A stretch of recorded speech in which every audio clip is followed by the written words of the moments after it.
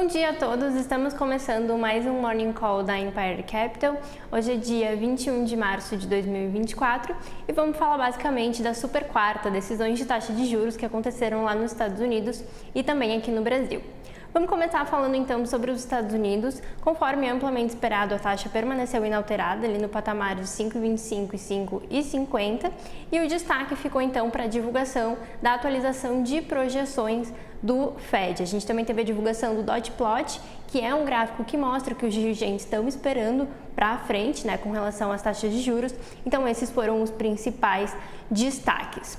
Bom, com relação a esse gráfico, esse gráfico mostrou que os dirigentes têm a intenção de realizar 3 cortes de 25 bips cada ainda nesse ano e o principal destaque foi a diferença para o ano que vem, 2025, que indicou um corte a menos do que a última atualização. Ou seja, os dirigentes veem que cortes de juros devem acontecer ainda esse ano, devem continuar ano que vem, mas que a taxa terminal vai ser maior do que eles esperavam na reunião, na divulgação passada. Com isso, o mercado mantém a expectativa de início de cortes em junho. Então, a gente tinha na terça-feira 65% de chance de corte de juros. Agora o mercado está precificando 80% de chance desse corte. Então, esse acabou sendo ali os principais destaques. Só falando um pouquinho mais ali da questão das projeções, também teve aumento do núcleo, da projeção de núcleo da inflação para esse ano. Passou de 2,4% para 2,6% e também teve a atualização de projeção do PIB por lá, que passou de 1,4% para 2,1%.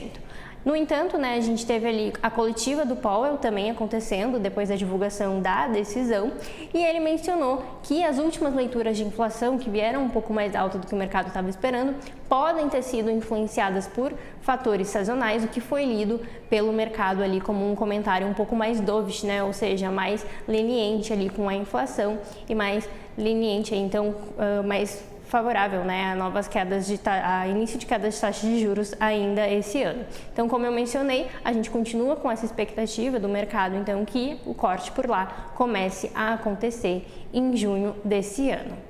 Já aqui no Brasil, a gente também teve divulgação de taxa, conforme o esperado, o Banco Central reduziu a taxa em 0,5%, agora a Selic está em 10,75%, e claro, aqui também, grande parte do mercado não estava esperando a decisão em si, mas o comunicado, o guidance para as próximas reuniões.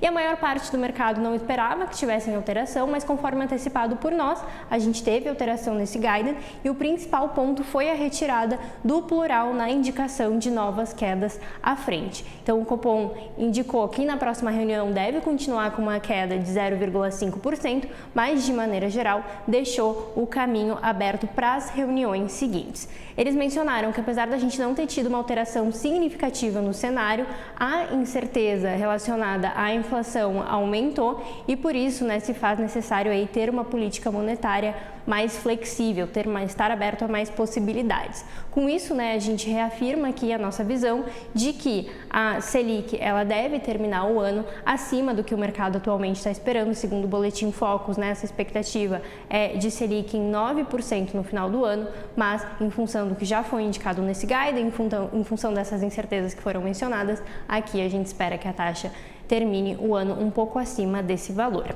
Bom, com relação ao mercado, ontem a gente teve então a decisão do Fed acontecendo durante a tarde, o Copom aqui com os mercados já fechado, mas o mercado reagiu bem a essa decisão do Fed. A gente teve uma alta de 1,25% no Bovespa, ele fechando a 129 mil pontos e também uma queda expressiva ali do dólar, uma queda de 1,09%, dólar fechando aí a R$ 4,97. Hoje a gente continua com essa repercussão positiva lá fora, as bolsas estão em alta, o Eurostock está subindo 0,6%, enquanto os futuros do S&P e do Nasdaq estão avançando 0,4% e 0,7% respectivamente.